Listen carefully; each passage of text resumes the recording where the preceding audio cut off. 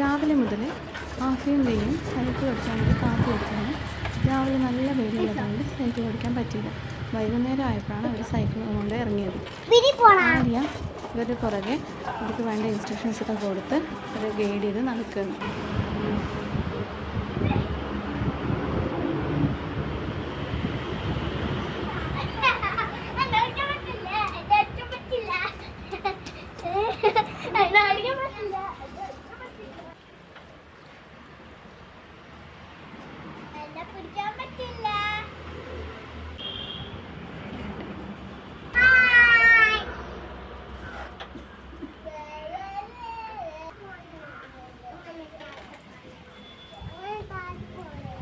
okay,